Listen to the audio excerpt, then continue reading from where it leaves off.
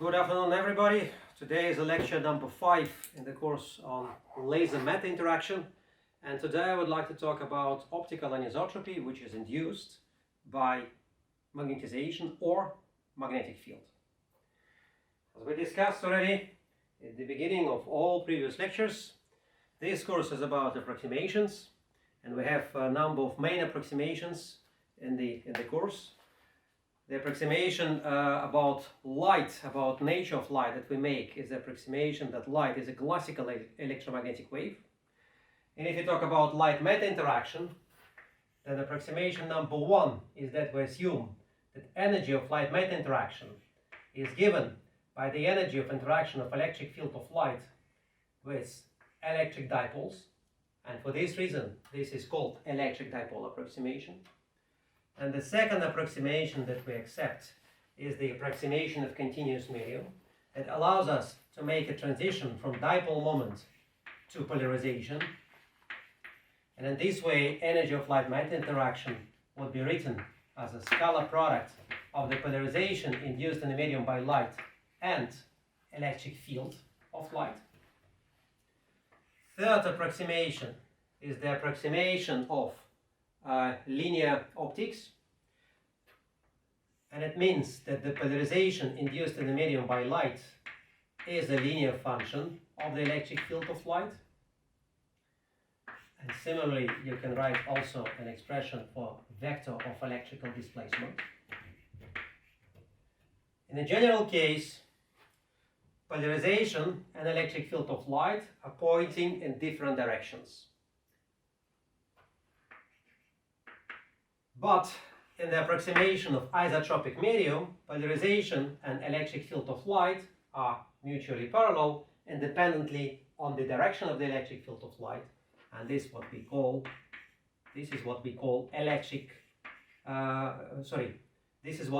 approximation of isotropic medium. And it means that the matrix chi should be substituted by a scalar, and matrix epsilon should be substituted with a scalar epsilon. And the final approximation, which we showed to be very useful, is the approximation of no dissipations, which allows us to simplify the problem a little bit by reducing number of parameters exactly by factor of 2. That if you assume that there are no dissipations, so it means the divergence of the Poisson vector in a medium is equal to 0, then from here you will find that for isotropic medium epsilon would be a real number, and for anisotropic medium epsilon would be Hermitian matrix.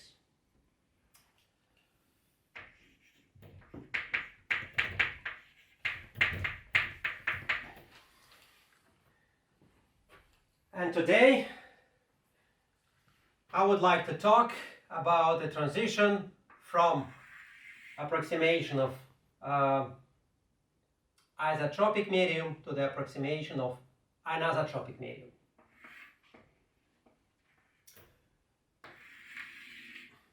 So basically what we will assume is that light-matte interaction is given by the energy of interaction of polarization and electric field. And we will still assume that the relation between the polarization induced in the medium by light and the electric field of light is still linear.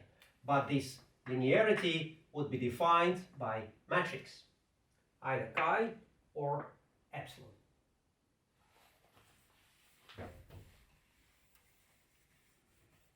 And we will consider the simplest case is the case when this anisotropy is induced by magnetic field. Let me say a few words about history of this of the relevant discoveries. And these discoveries started with a report of Malus, who discovered polarization of light and the fact that some materials have the properties of polarizers. So he was playing with two natural crystals. So in my case, the polarizers are so-called Polaroid films. So he was playing with natural crystals, and he found that if you look at the natural light, the propagation of light through two crystals, which we call right now polarizers, depends on orientation of these crystals. For instance,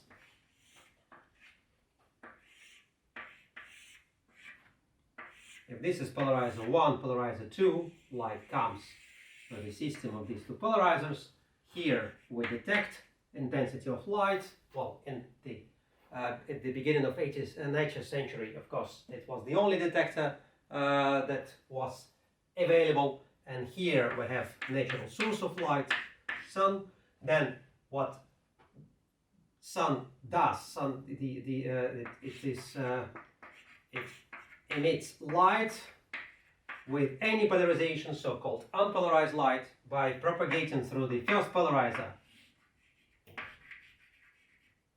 Light reduces its intensity by a factor of 2 and acquires well-defined polarization, which is defined by the axis of the polarizer.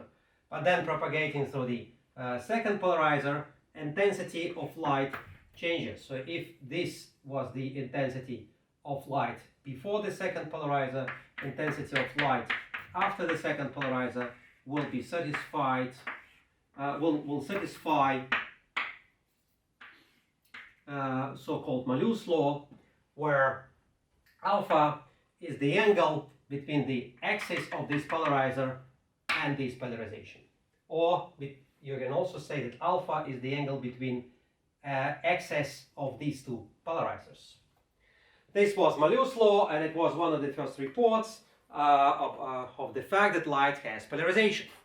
Once again, what Malus did, so he played with two polarizers and found that intensity of light changes as a function of rotation of one polarizer with respect to another one. And then, around 30 years later, Faraday did another very important discovery. He found that if he takes two polarizers and place an object between these two polarizers, if without any magnetic field there is no light coming through these two polarizers, if you apply magnetic field, there is a light at the output of the second polarizer. So what actually happens here is that if you assign that this angle alpha is equal to pi over 2, so it means that axis between two angle between the axis of these two polarizers is exactly 90 degrees. There is no intensity coming through the second polarizer, but now we put here a medium. There is still no intensity at the output of the second polarizer, and now we apply magnetic field, and we see that the intensity here is not 0. Then we remove magnetic field, intensity is back to 0, and we apply magnetic field in the opposite direction, and we see that the intensity again is not 0. Then what we can do next, we apply magnetic field, see the intensity is not 0, then we rotate the second polarizer such that we achieve the 0 intensity, and find that what magnetic field did, magnetic field caused polarization rotation of light in the medium in one direction, and if you apply magnetic field in the opposite direction, and again find orientation of two polarizers such that intensity of light at the output of the second polarizer is again 0, you will find out that if you apply magnetic field in the opposite direction, what actually happens here is the polarization of light rotates in the opposite direction. So what Faraday discovered then is what we call right now magneto-optical Faraday effect, written like this, where L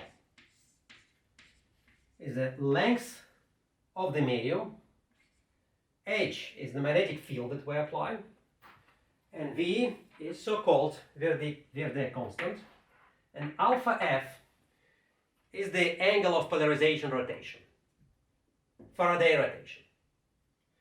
Faraday effect played very important role in defining, in proposing hypothesis that light is electromagnetic wave. So what what people had as a knowledge at the middle of 19th century, that didn't allow them to conclude that light is electromagnetic wave yet. So if you look at the very first paper, if you look at the original paper of Maxwell, where Maxwell formulates his famous Maxwell equations, and he formulates his Maxwell equations by analysis and summary of all the laws about electricity and magnetism that have been discovered at that time,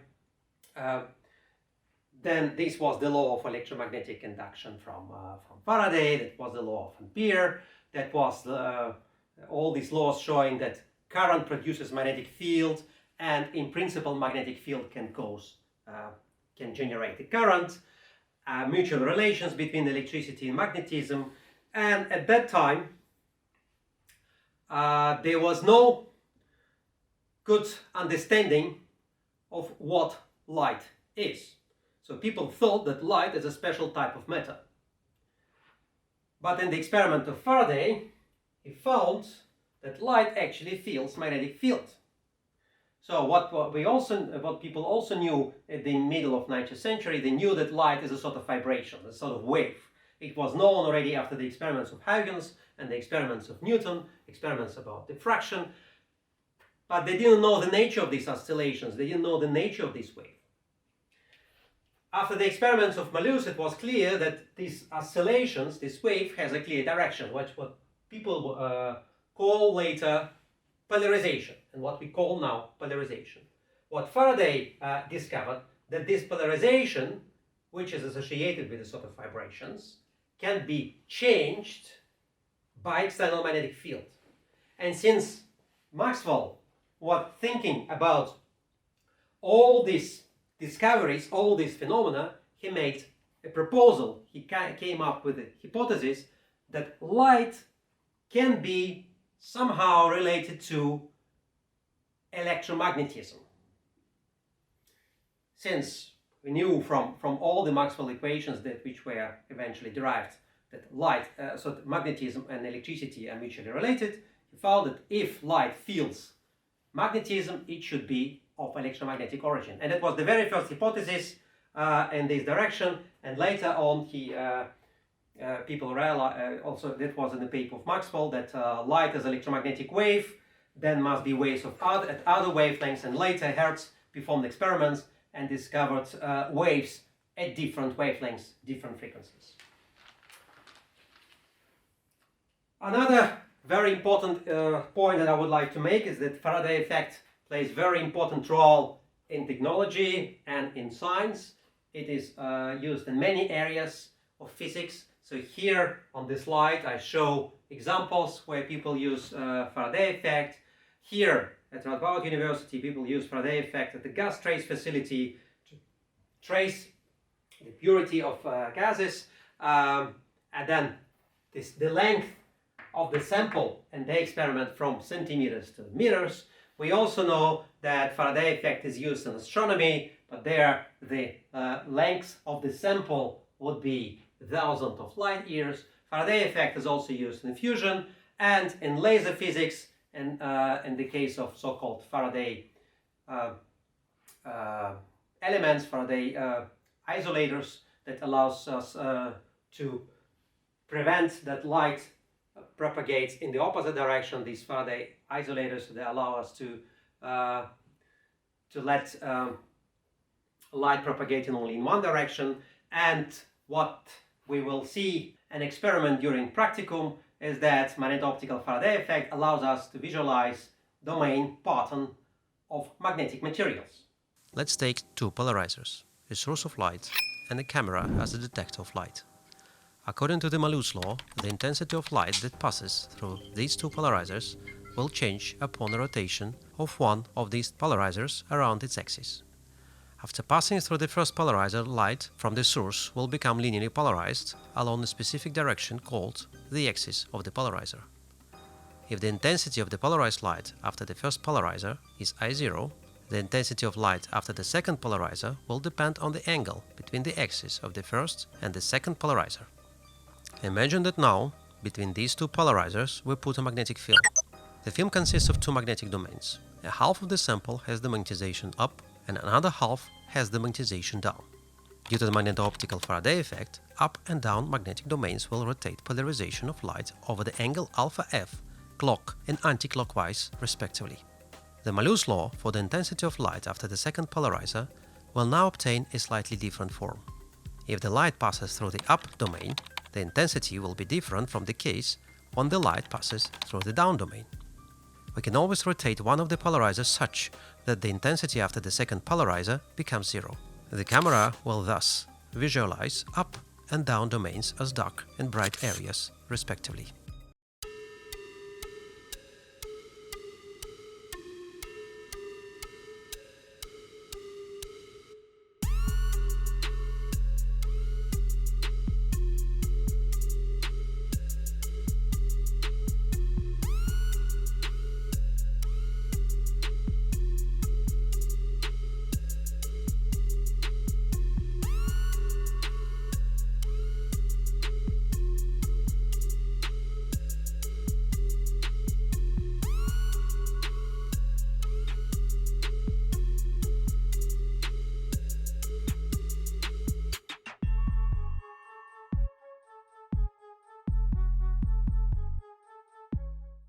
What does magnetic field actually change in the medium?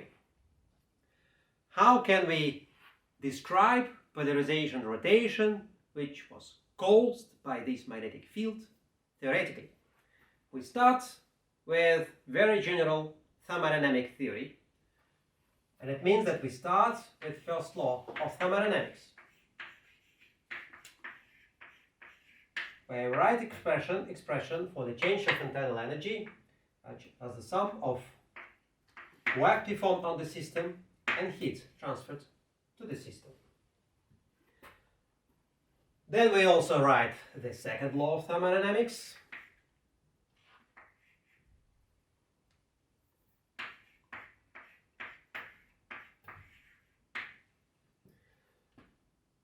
And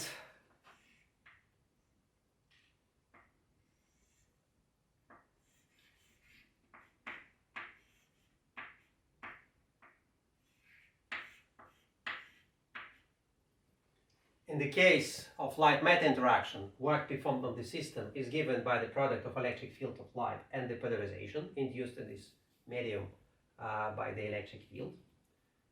And of course, the question about the polarization which was induced by this electric field is answered in a very simple way, just stating that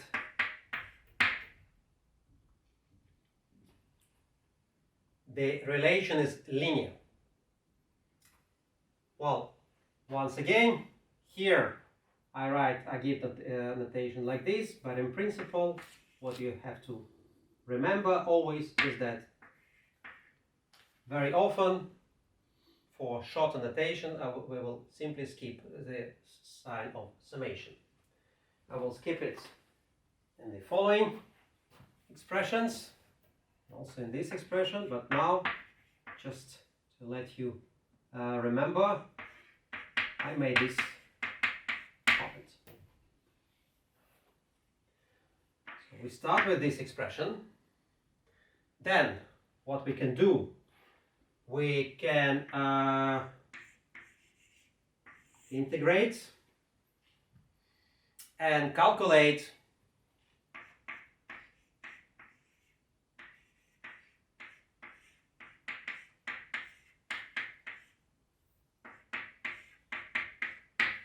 the energy of light-matter interaction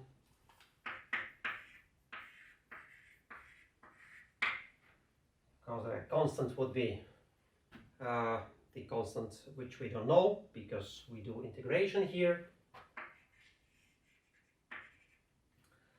And if you work with waves, important issue is to work with waves, that it is convenient also since E would be oscillating functions, it will be convenient to explicitly write here that the second variable is complex conjugate. That's why that's how we make sure that the result would be a real number.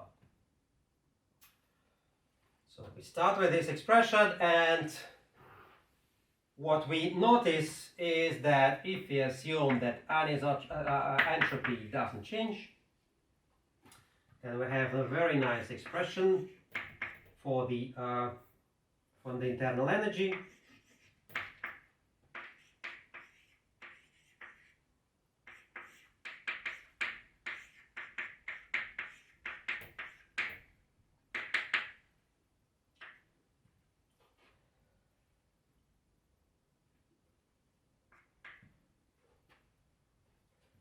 And we can use this expression for the internal energy for definition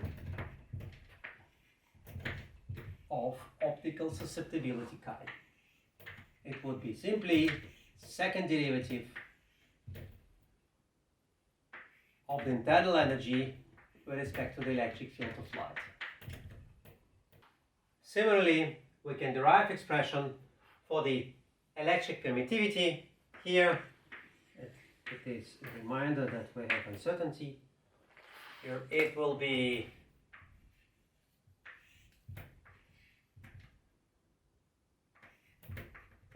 given by the same expression, which is not a big problem, because remember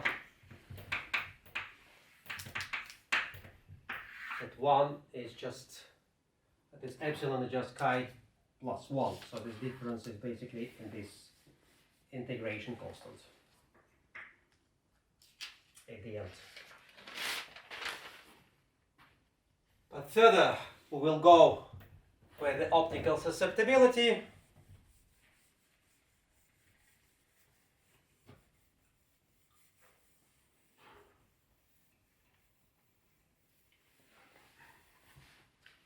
Which we can also claim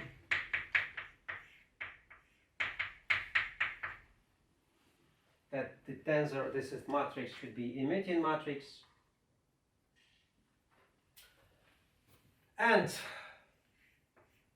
I would like to pay attention to the fact that we here assume that entropy doesn't change. It has far-reaching consequences for the whole derivation, because if we assume that entropy doesn't change, we can actually claim that positive direction of time is equivalent to the negative direction of time. It is very important, since entropy can only increase.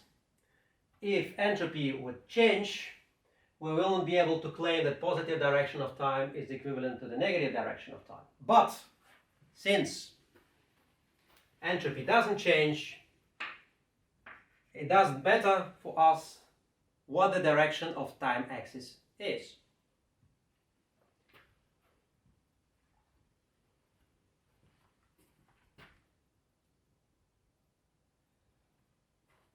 And now we come to the question.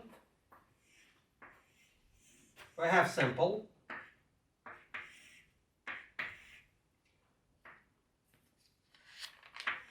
This is y-axis, this is x-axis, this is z-axis.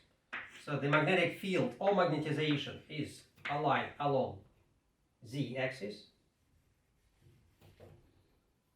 Light also propagates along z-axis. And imagine that if there was no magnetic field or no magnetization, it was an isotropic medium. So a medium for which has optical properties that are equivalent in whatever direction we choose. A medium like this can be described by a diagonal tensor of dielectric permittivity, or also a diagonal tensor of optical susceptibility.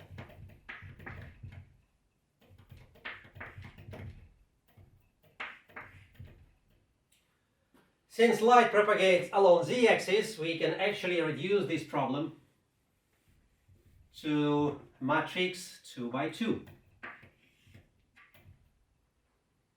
There is no component of light on z direction. That's why only components of electric field of light on x and y directions are important. And this was the situation when magnetic field or magnetization were zero. Now I switch magnetic field on, or I do such that magnetization is not zero. What would happen with this matrix chi? How would magnetic field change all these components? What would happen here, here, here, and here? If magnetization or the magnetic field are not zero. Then we start with thermodynamic definition of optical susceptibility. And we use the fact that positive and negative directions of time are equivalent. Let's see on the components, constituents of this equation.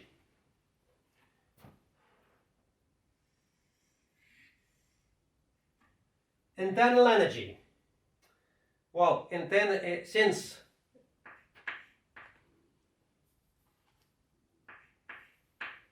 change of the direction of time means change of the coordinate system, from here you can claim that the internal energy should depend on the direction of time. Well, how do we feel this? How can we feel it intuitively? In order to imagine the change of the direction of time, you can imagine the situation that you make a movie of a process and then you run movie backwards. Running movie backwards is time reversal. If you run movie forward and backward and you don't see a difference, it means that positive direction of time and negative directions of time are equivalent. So let's see how different quantities respond to the time reversal. If you have constant electric field is a vector which is directed from positive charge to negative charge, and it is obviously doesn't change upon time reversal. Magnetic field or magnetization has a different property. It will change upon time reversal because magnetic field is associated with motion of electrons. It will be created by moving electrons. And if you make time reversal, electrons will move in the opposite direction, and for this reason magnetic field will change the sign. Magnetization has the very same symmetry as the magnetic field. This is what we can say about static quantities. But imagine now that electric field is described by an oscillating function.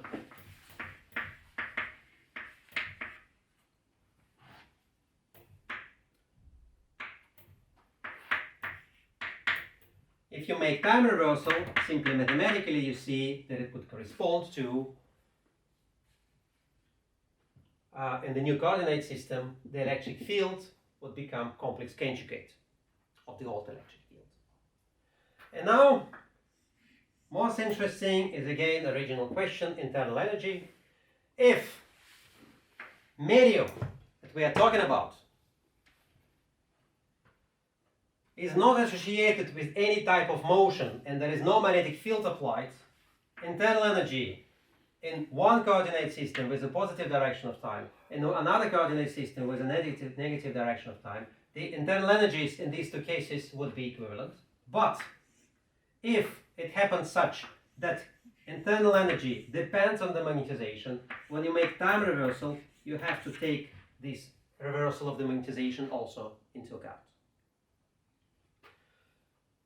Looking at this table, now let's look also at this expression. And we write chi for positive magnetization and positive direction of time. Then we write the expression for chi.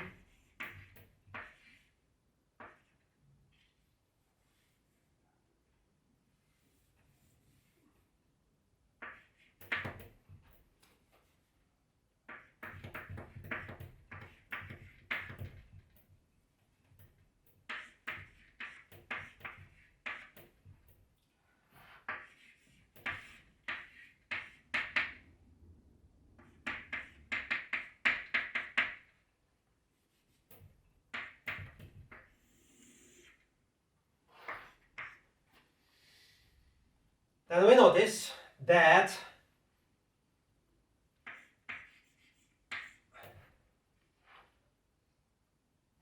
if we make time reversal,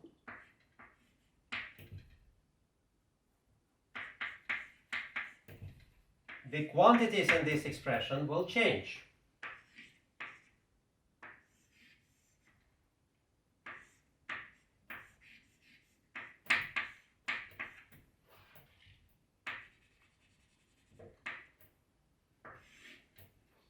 Internal energy will stay unchanged, provided we also reverse the sign of the magnetization.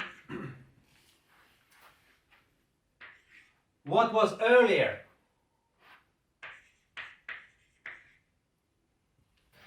EI will become EI complex conjugate, and what was earlier EJ complex conjugate will become EJ.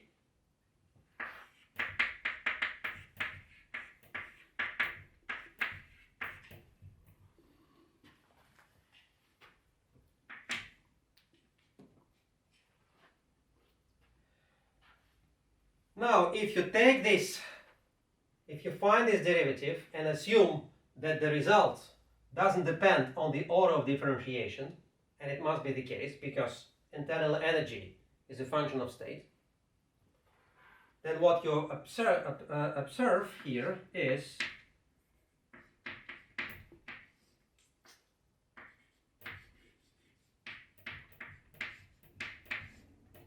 this expression. Basically, what we have on the left side is chi ij positive m positive time. What we have on the right side is chi with permutation of indices ji negative m and negative time.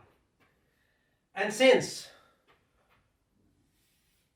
also the positive time and negative time, negative directions of time, are equivalent, we can actually skip this variable now.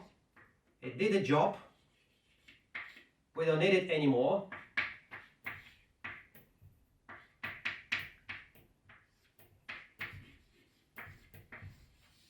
And we obtain very important conclusion.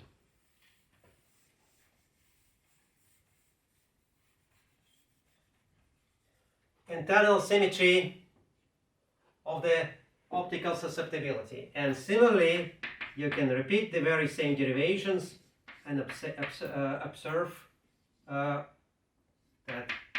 the very same thing is valid for epsilon.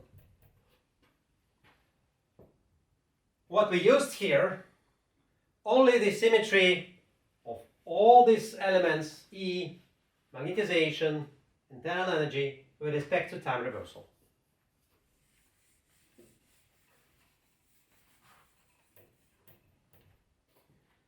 Now, let's look at this expression and this expression. Since epsilon or chi is a Hermitian tensor,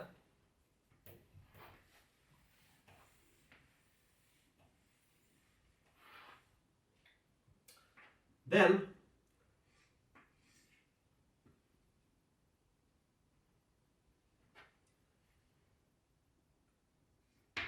chi can be represented as an antisymmetric part plus symmetric part. It means that antisymmetric part is the part such that if you do permutation of indices, it will change sign, and the symmetric part, similarly, if you do permutation of indices, it shouldn't change sign.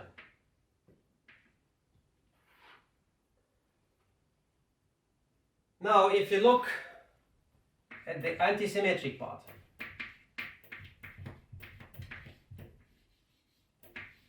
positive m, according to this expression,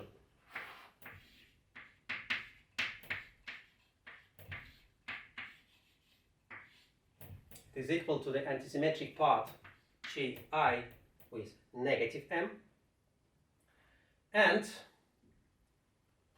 this is also equal, according to this expression, to minus ij m antisymmetric. And if you look here and here, what we conclude, we actually conclude that this element chi ij is equal to minus chi ij minus m. So it means that if you talk about chi antisymmetric, it should be odd function with respect to the monetization. For instance, if you expand chi and Taylor series, it will be sum of only odd terms with respect to magnetization. And of course, the largest term is the linear term. Similar derivation you can repeat for the symmetric part, and for the symmetric part you will find that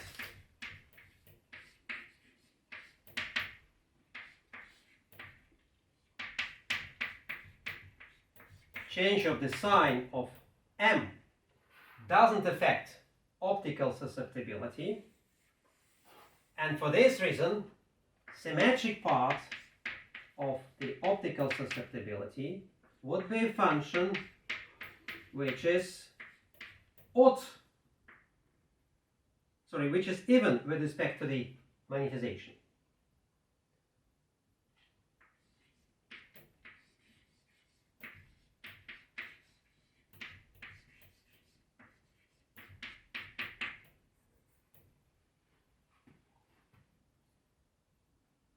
Okay, now if we limit ourselves to the largest term in this expansion, and this would be linear term. So we basically assume that we neglect cubic contributions, contribution to the power of 5, and even quadratic contributions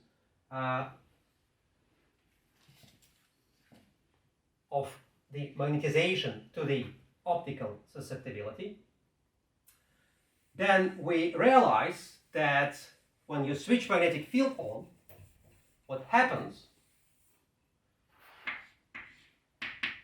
that if previously without magnetic field medium was isotropic and was described by diagonal matrix chi, you switch magnetic field on, and then antisymmetric part acquires terms which are linear with respect to the magnetization.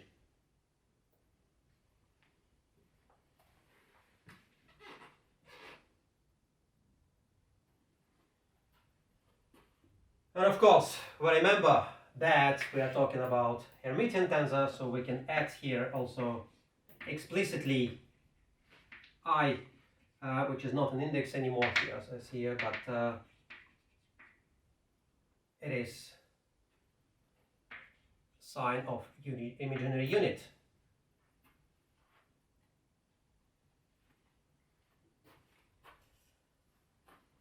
Is it something new? Well, it is not that new as you may think, because something like this you could also imagine if you think about very similar phenomenon which is called Hall effect. So what we have discussed so far, we have discussed the relation between the polarization induced in a medium by light and the electric field. But similarly, we can think about current, which is induced in a medium by electric field, and this is Ohm's law. As you can see on the slide, if initially we start from isotropic medium, and isotropic medium will be described by diagonal tensor of sigma conductivity, then we switch magnetic field on, we know that Lorentz force will act on moving electrons, and despite the fact that you apply voltage along the y-axis, you can also get current along the x-axis, or if you apply voltage along x-axis, you can also get current along the y-axis.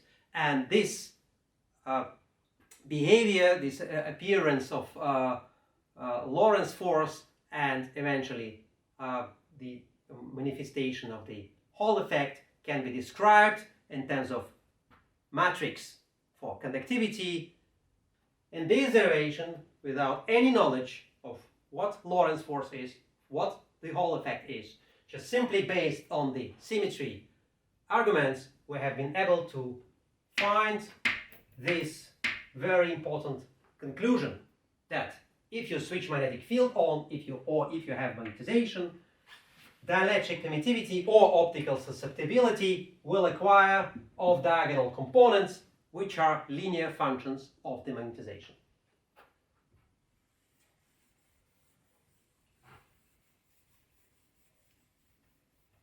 What for consequences does it have for light-matter interaction?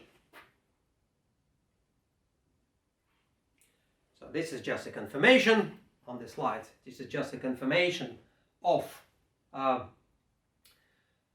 the changes which can be expected when we apply magnetic field or we induce magnetization in the medium. Once again, so far, in order to get to this answer, we have only used symmetry arguments, and since magnetization and magnetic field have the very same symmetry, it doesn't matter what you put in the expression, magnetization or magnetic field, it will be equally valid for both quantities. And now, if you have chi with off-diagonal components,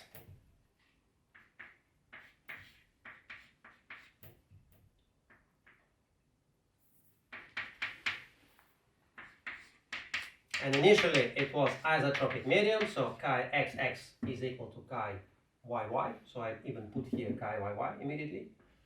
Then we have here terms linear with respect to the magnetization. And what we do when we have a tensor with off-diagonal components, we diagonalize it. So we find a new coordinate system within which this tensor would eventually acquire a diagonal form. And we diagonalize this matrix, finding determinant, finding zeros of determinant, and eventually arrive to two eigenvalues.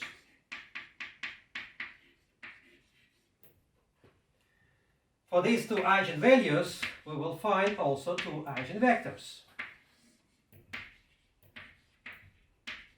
And as we have seen in the previous lecture, these two eigenvectors will correspond to right-handed circularly polarized light and left-handed circularly polarized light. How should we interpret this fact? It means that if you switch magnetic field on in the direction of light propagation, it is convenient to describe light-matter interaction in terms of right-handed circularly polarized light and left-handed circularly polarized light, and right-handed circularly polarized light will feel one optical susceptibility, and left-handed circularly polarized light will feel another optical susceptibility.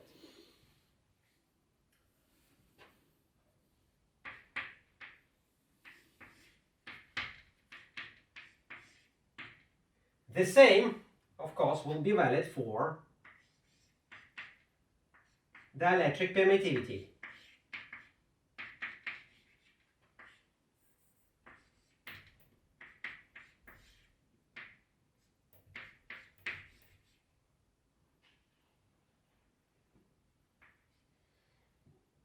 So let's put it here. Minus, plus, plus, plus, minus. What does it mean? That two waves feel different dielectric permittivities. It would mean that these two waves will feel different refraction coefficients. And if these two waves will feel different refraction coefficients, we will talk about circular birefringence. So in this case, circular birefringence is induced by magnetic field. That's why we call about magnetic circular birefringence. So if you like, you can find the difference between refraction coefficient experienced by right-handed circularly polarized light and the refraction coefficient experienced by left-handed circularly polarized light. If this difference is much smaller than the refraction coefficient of the unperturbed medium, so you can roughly assume that square of the refraction coefficient for right-handed circularly polarized light minus the square of the refraction coefficient for left-handed circularly polarized light is if this is the case, we can roughly assume that the difference of the refraction coefficient for right-handed circularly polarized light and the refraction of the refraction coefficient for left-handed circularly polarized light is given by the difference in squares divided by 2n. And this will simply give me A times m, because this difference is just the difference of dielectric permittivities. Simply because n squared is epsilon. So we have difference in refraction coefficients. And if you look at the animation here on the slide, if I have right-handed circularly polarized light and left-handed circularly polarized light as adjacent states in this problem, so what I should do when I eventually consider the original problem of linearly polarized light propagating through a medium in the direction along which the medium also has magnetization, or along which we also apply magnetic field. So this geometry of the Faraday effect. So linearly polarized light falls on the medium. What we should do, we should represent this linearly polarized light as superposition of two circularly polarized waves. And if these two circularly polarized waves propagate through the medium feeling different refraction coefficients, they will accumulate phase difference. And eventually, phase difference between these two circularly polarized waves will be substantial. And if the phase difference, for instance, pi over 2, you find sum of these two circularly polarized waves, and you find that the sum will be also linearly polarized wave, but now with polarization rotated over 45 degrees. So basically phase delay pi over 2, 90 degrees, gives us polarization rotation 45 degrees. And eventually we can find a very simple expression for the Faraday rotation. Faraday rotation is given by the expression where it is equal to phase difference between right and left-handed circularly polarized waves accumulated upon propagation through the medium divided by 2. This phase difference is equal to omega divided by c, and plus, minus, and minus divided by 2. And here is the length of the material, which eventually gives me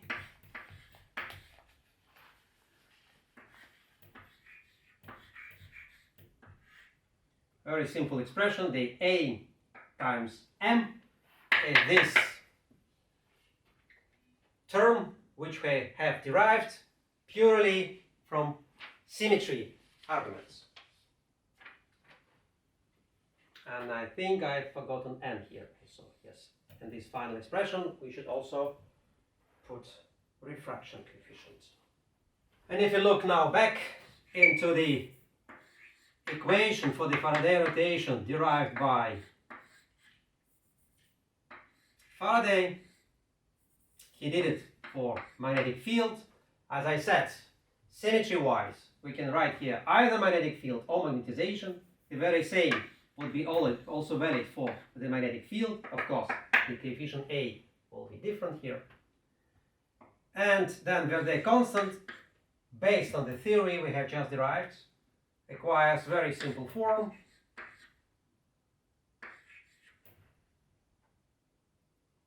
Which is omega, frequency of light, and refraction coefficient, C, speed of light in a vacuum, and this coefficient A, phenomenological coefficient, which defines the proportionality between optical susceptibility, antisymmetric part of optical susceptibility induced by the magnetization or magnetic field, and magnetic field or magnetization itself. With this, we have derived magneto-optical Faraday effect, and at the end I would like to make a few more comments. First of all, according to the chromastronic relation, you can also expect difference in absorption coefficients. Magnetic circular birefringence will be accompanied by magnetic circular dichroism. The origin of magnetic circular dichroism or magnetic circular birefringence can be nicely demonstrated using the concept of Zeeman effect and a little bit of quantum mechanics.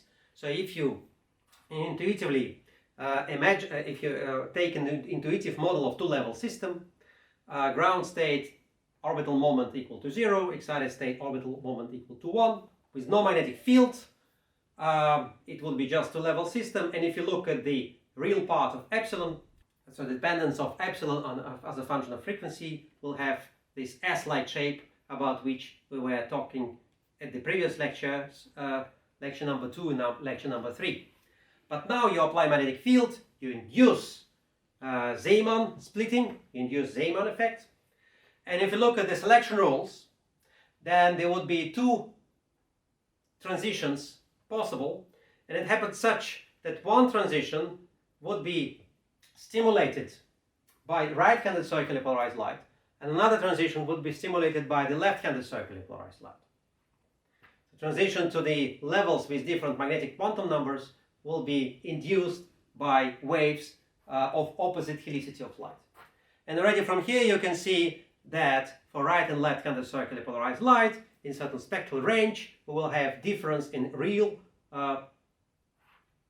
part of the dielectric permittivity or in the real part of optical susceptibility, and as a result of it also in refraction coefficient.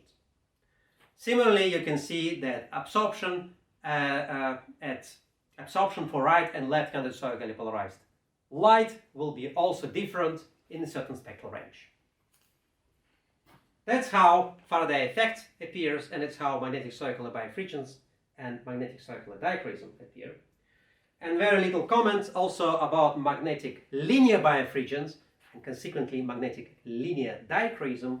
It's very simple exercise to see that if you take into account terms which are linear but also quadratic with respect to the magnetic field or the magnetization, if medium was isotropic without magnetic field, apply a magnetic field or inducing magnetization in the medium, you can make medium anisotropic in the sense that in the sense of vertically linearly polarized light and horizontally linearly polarized light will propagate filling different refraction coefficients, and it would be phenomenon which we discussed at the previous lecture, phenomena of linear birefringence, but in this particular case induced by magnetic field. Finally, brings me to take-home message. External magnetic field or magnetization, these are quantities that have the very same symmetry, and using symmetry arguments, we were able to show that these two quantities can induce anisotropy of linear optical properties. In particular, magnetic field and the magnetization can induce circular dichroism or circular birefringence. Both these effects are linear functions of the applied magnetic field or magnetization. They can also induce linear dichroism and linear birefringence, but in this case the effect would be quadratic with respect to the magnetic field or the magnetization. thermodynamic model of light-matter interaction and derivation of theoretical expressions for magnetic bias regions were based exclusively on symmetry of magnetic field or magnetization, and the symmetry with respect to operation of time reversal. So it means that the same derivation will be also valid if instead of magnetic field we will put another quantity that behaves similarly with respect to time reversal, and we will get very similar answers. So instead we can put magnetization, as I mentioned several times during lecture, but we can also put, for instance, angular momentum. So it means if you take a rapidly rotating medium, it will also be able to induce anisotropy of optical properties and the result in a phenomenon such as the magneto-optical Faraday effect. Thank you very much.